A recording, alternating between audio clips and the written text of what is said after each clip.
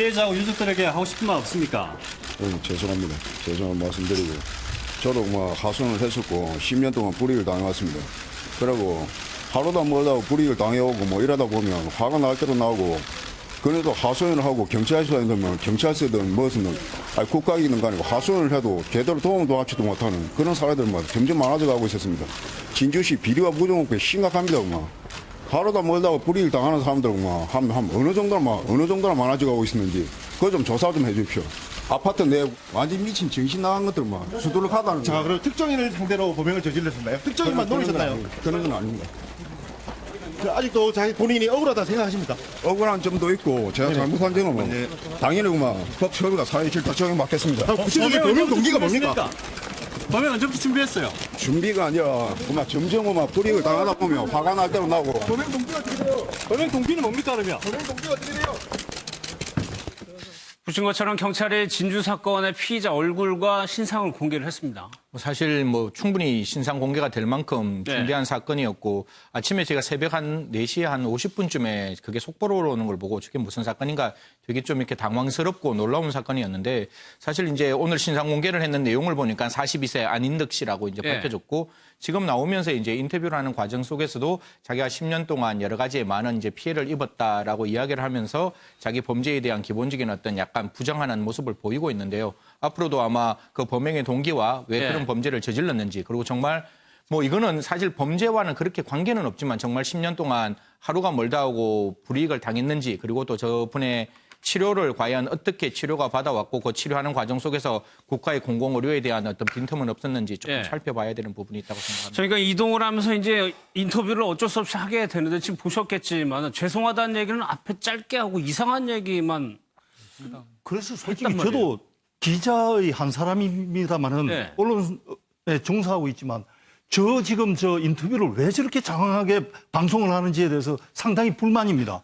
저 인터뷰를 보면서 피해자나 그 피해자 가족들이 얼마나 마음의 상처를 크게 받겠나 이런 생각을 한다면 정말 죄송하다는 말 외에는 지금 저 사람한테서 들어야 될 말이 있을까? 수사를 통해서 들으면 되는 거고 저는 언론인들이 저렇게까지 열심히 취재하는 건 좋지만 저 부분에서는 좀 과잉 인터뷰를 하지 않았나 하는 느낌을 갖습니다. 얘기를 들어보면은 전혀 지금 그냥 그야말로 횡설수설하고 있다는 생각밖에 안 들거든요. 만약에 우리가 안인득 씨가 범행을 저지른 사람이 아니라는 걸 전제로 해서 그냥 저 부분만 떼어서 딱 들으면 굉장히 옳은 소리만 하잖아요. 옳은 소리는 아닐지 모르면 옳은 소리 같이 들린단 말이에요. 그래서 그냥 본인 자체는 정신병과 관련된 부분이 있고 일단 그 자신의 모든 걸 이제 합리화시키는 거고, 그다음에 일종의 이제 피해망상이 있는 거죠. 그래서 자기가 이제까지 회사를 다닌다고 그만두고 아니면 어떤 문제가 있어서 자신의 범행으로 인해서 이제 경찰서에 가서 구속도 되고 재판도 받고 공주치료감호소에 가서 정신과 관련된 감정도 받았는데 그 자체로 자기는 굉장히 부당하다고 생각하는 거예요. 나는 잘못이 하나도 없음에도 불구하고. 왜냐하면 그 사람들이 나를 괴롭히기 때문에 나는 그거에 대해서 대응을 했을 뿐임에도 불구하고 모든 국가 권력이랄지 기관들이 나에게 굉장히 불이익을 줬다.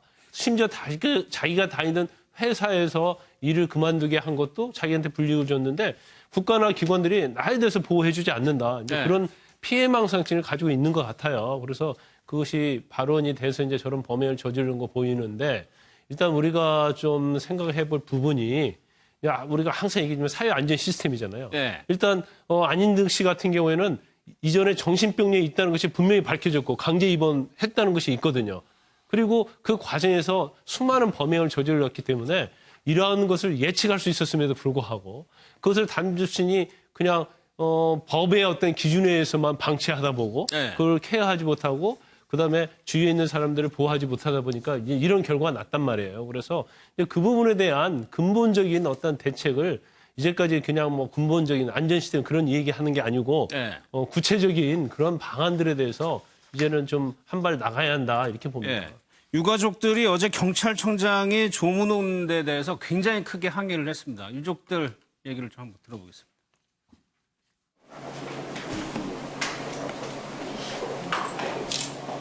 우리 보고 범인을 잡으라고 하시죠, 그냥. 우리 보고 그냥 경찰 하라고 하시죠, 저희가. 경찰이 왜 있는 겁니까? 조사해서 그런 문제가 있다면 거기에 따른 그런 당연한 필요한 조치를 해야 되겠지. 책임지고 얘기해주는 사람 왜 아무도 없고 각 장이 나와가지고 각자 얘기하면 총책임자는 누가 있냐고. 매뉴얼이 그렇게 없어요. 이런 사건 사고가 한두 번이었냐고. 그럼 가만히 놔둔 경찰이 잘못이지. 그러면 안 받아준 보건복지부 잘못이지. 다 네 잘못 하다가 이 애들은 이제 어떻게 살 거예요? 당신들 좋아하는 매뉴얼대로 해가지고 만들어 가지고 오라고. 자꾸 질끈질끈 오지 말고. 만약에 우자 동네였으면 그런 일이 일어났겠어요.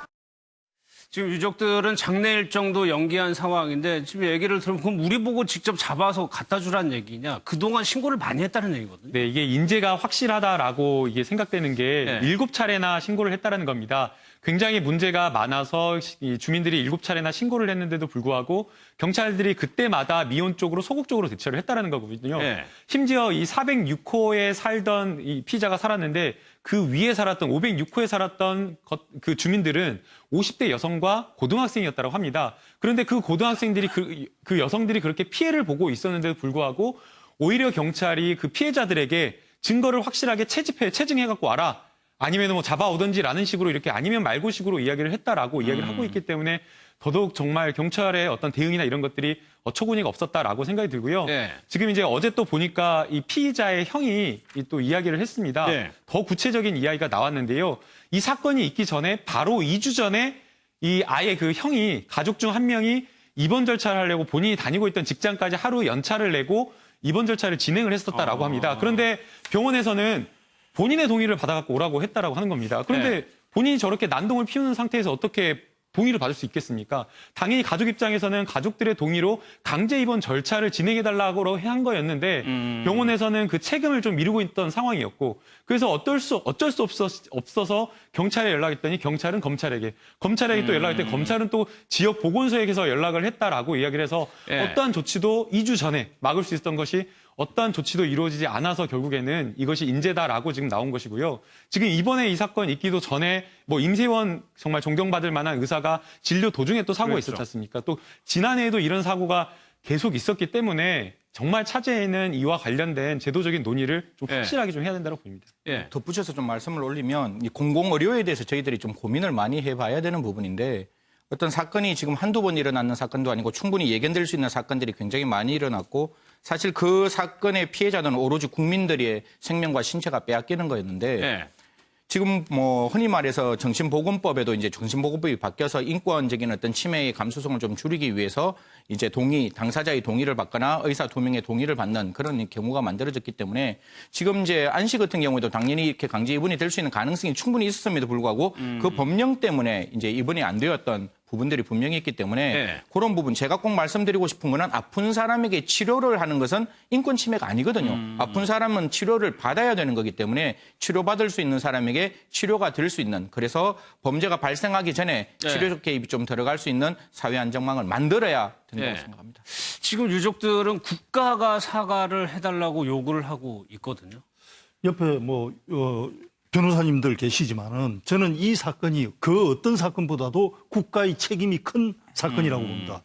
피해자들이 이미 여러 차례 신고를 했고 조치를 취해달라고 했는데도 불구하고 예. 오죽했으면 피해자들 입에서 그런 말이 나가겠습니까? 사람이 죽어나가야 국가가 뭔가 조치를 취할 것 같다 했더니 이 일이 벌어졌다는 거거든요. 네. 그렇게 본다면은 당연히 저는 국가가 사과를 해야 되고 책임을 져야 된다고 봅니다. 그러니까 저는 물론 사람이 죽고 나서 어떻게 책임을 지겠느냐고 할 수밖에 없겠지만은 여하튼 상처받은 분이라든지 국가가 책임을 져야 되는데 저는 이런 강력 사건이 나올 때마다 범죄자와 피해자를 다루는 방식에 대해서 늘 불만인데 그 범죄가 일어나면 강력 범죄가 일어나면은 경찰은 등장해서 범죄자 먼저 확보를 합니다. 그리고 범죄자에게 변호사 붙여주고 상처 치료해주고 범죄자 돕는 일부터 합니다. 네. 그러니까 지금 나오는 그 범죄자 있지 않습니까? 가해자도 손을 다쳤다고 해가지고 경찰이 국민 세금으로 또 병원에 데려가가지고 병원 가는 길이었어요. 치료부터 해주거든요. 그러면 당장 피해자, 저 범죄자에 의해서 상처를 당한 사람들은 국가가 그러면은 상처 치료를 해주느냐? 그게 아니라 각자 가서 상처 치료합니다. 다행히 이제 그 범죄 피해자 보호기금이라는 게 있어가지고 네. 국가에서 이런 경우에 보호기금으로 지원을 해줄 수 있고 이번 같은 경우에는 법무부가 빠르게 그렇죠. 대체해 나왔습니다. 그 앞으로 장례비도 지원을 하고 치료비도 지원을 하겠다 이렇게 나왔는데 이런 사건 같은 경우에는 굉장히 언론에 많이 알려지고 국민들 관심이 있다 보니까 네. 범죄자 보호기금을 이렇게 빨리 집행을 하는데 일반적인 경우에는 범죄자만 치료시키고 피해자는 그냥 방치하는 경우가 굉장히 많습니다. 그런 것들부터 바로 잡아야 됩니다. 그러네요. 그 부분도 봐야 될 것 같네요. 김남국 교수 아까 형 얘기를 했는데 사실 여러 번 이 사람을 치료할 수 있는 기회가 있었던 게 그 정신과 진료도 입원까지도 했었잖아요. 네, 실제 입원까지도 했었다라고 이야기를 하고 있고요. 어제 날짜로 이제 이 지금 안인득 씨를 실제 치료를 5년간 했다라고 네. 하는 주치의가 좀 이야기를 했습니다. 이 안인득 씨가 과거에 이제 여러 이제 회사에 다니면서 이 본인이 사고를 당했고 그 사고가 적절하게 본인에 대한 어떤 보상이나 이런 것들이 이루어지지 않다 보니까 피해 회사가 나에 대해서 불이익을 계속 주고 있다라는 그런 어떤 피해망상에 시달리게 되었다라고 이야기를 하고 있고요. 주치의가 이제 치료 과정에서 안인득 씨를 실제 면담 치료, 상담 치료를 해보면 사회 공감 능력이 굉장히 떨어지고 네. 사실 사실 기반이 아니라 본인이 인식하고 싶은 상태로 그런 식으로 했다라는 겁니다. 그러나 여기서 지금 굉장히 중요한 것은 주치의가 하는 이야기는 당시에 계속 치료를 이어가고 약만 먹었다라고 한다면 이렇게 폭력적인 성향까지 발현하지 않았을 것이라는 거거든요. 그러니까 관리가 되는 상태였다는 얘기죠. 맞습니다. 관리가 되는 상태였다면 이런 일이 없었을 텐데 2011년부터 2016년까지만 치료를 받고 그 이후로 관리 추적이 되지 않다 보니까 결국에는 병증이 악화돼가지고 지금 이런 사고를 일으켰다라고 이야기를 하고 있기 때문에 네. 다시 한번 중요한 것은 아까 뭐 위원님께서 말씀을 하신 대로 이런 어떤 그 조현병을 가지고 있다는 것 자체가 잘못된 것도 아니고 치료만 받으면 되는 그럼요. 거고 네. 이게 다 어떤 중대한 어떤 범죄로 뭐 나가는 것이 아니기 때문에 무엇보다 조금 더 사회가 비용을 들이고 사회적인 어떤 기금을 들여서라도 좀 우리 사회 안으로 제도권 안으로 끌어들여서 치료하는 문제를 제대로 좀 논의를 해봐야 될 것 같습니다. 네. 사실 이게 2010년에 이제 안 씨가 제일 처음에 범죄를 저지르는데 그 범죄가 어떤 범죄냐면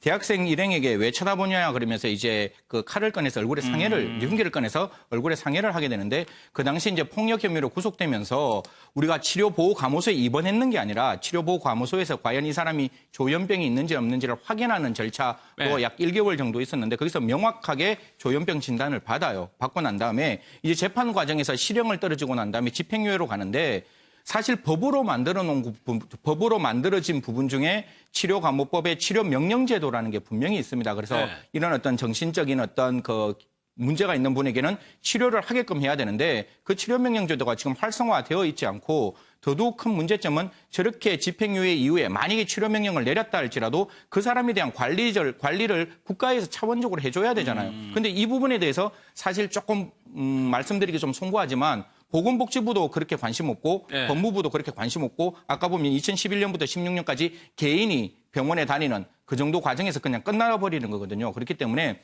국가에서 분명히 조현병 진단을 받은 사람에 대해서 치료만 받으면 제후발적인 범죄를 안 저지를 수 있는 사람에게는 네. 국가가 적극적으로 개입해서 치료가 될 수 있는 방향을 모색해야 된다고 생각합니다. 예. 여러 가지 문제점들을 노출을 시켰습니다.